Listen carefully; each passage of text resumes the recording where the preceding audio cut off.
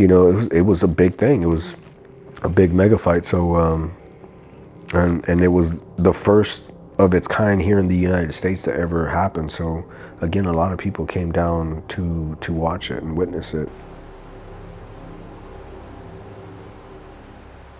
That was probably about a good 4.5 month, 5 month training camp, because once they set the date in of the venue and we're actually gonna pursue that night, then I fully like, again, devoted my life, breakfast, lunch, dinner, morning, day and afternoon, evening, into fighting. I was watching videos, I was running, I was making my own meals, calorie counting, weighing food, dropping weight. I ended up dropping probably like 35 pounds for that first fight. I was at like 189, almost 190, and I fought Joey at 155. He was a smaller guy, closer to my weight, and so I knew, he was going to be a possible match in the future. And we're already as fighters and physical guys, we're already sizing each other up, just eyeballing each other, knowing who's looking like you're going to be in your weight and who might possibly fight later. And me and him were a part of that first major fight, the first main event that we had. Again, Joey and I have been friends already quite some time before NABA got associated, and we kind of did some therapy together, and then we also went on a couple of dives together with a different veteran organization. So when the fights were happening and you're looking down at the bull ring that I was mentioning the other day, we're actually like an actual cowboy arena, where the bulls are behind the bars, and they had this upper level, right, where you could see down, and that's where our changing room was at. So we're watching the fights. The first fight was an able-body fight, and then the second fight was like an amputee fight, and then the next one was an able-body fight. So we're watching Moses, we're watching Gingy, we're watching Miguel compete, and we're all up there as fighters, right? They got the blue side and you got the red side, right, the corners. So as the fights were moving on, we would left that little tent area or that little curtain area, and we were watching the fights and so Joey and I were sitting side by side, and we get like close to where the co-main event is, and Joey and I are sitting there watching this fight, and I'm like, dude, he needs to move this way and da-da-da-da, and Joey's like, yeah, man, I would have done this and da-da-da-da, and we're sitting there side by side collaborating, and then we get the two guards that come up, and they're like, hey, who's fighting the next fight? And we're like, both we are. And they're like, wait, you guys are fighting each other?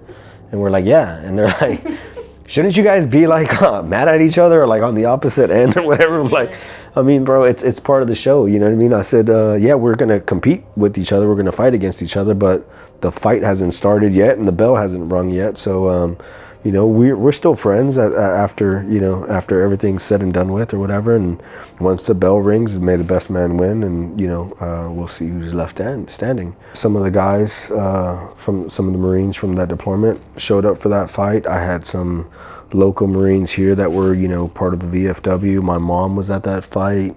My nephew was at that fight. A lot of friends and family that I had from here in the area, they drove all down from San Antonio. I had guys that I went to School of Infantry with that came down from Dallas, another one that came from Austin. So I had people coming down.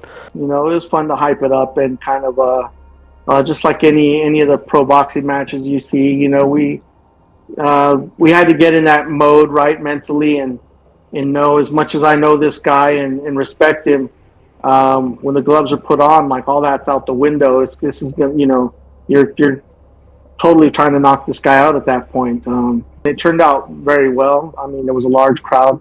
With me, I had that. I think I was the only one who had previously fought like amateur boxing beforehand as a teenager. So we'd watch all the other guys fight or whatever we had to do before but we had no, we get along great, like I said, until that time comes to get in our corners and or go behind and start prepping. This was definitely different than any of my previous fight experiences before, because the fact that I had family there, as far as like my wife and kids, we all sweat differently. But but that causes your leg to slip and twisting and stuff like that. So that was a whole list of other issues that was unexpected at the time. So thankfully, as I said, John Ferguson, who was there for any prosthetic issues, kind of, so he was kind of a in between, right, and not just there for one person, but for all of us. When it came down to, like, you know, these interviews and things like that we were doing in the past, and local news and radio, I would always introduce myself as the, you know, the first Marine sanctioned amputee in the U.S. It wasn't a USA Boxing sanctioned match, but all the officials were there to see on what it was going to look like, because that brought up a lot of eyebrows and some curiosity as to how things were going to, you know, turn out. They said that some of those fights that we had as amputee amateurs they've seen that were better than some of the pro fights that they've seen.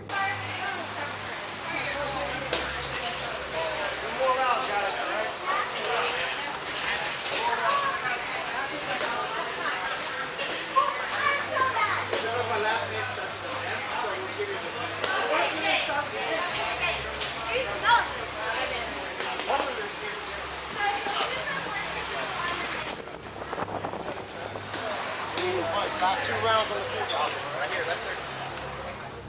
And I did lose to Eric by decision, but I did lose to Eric in that match. At the end of that you know, the 3 rounds that Joey and I went, and they raised my hand up at the end. I mean, it was they announced my name.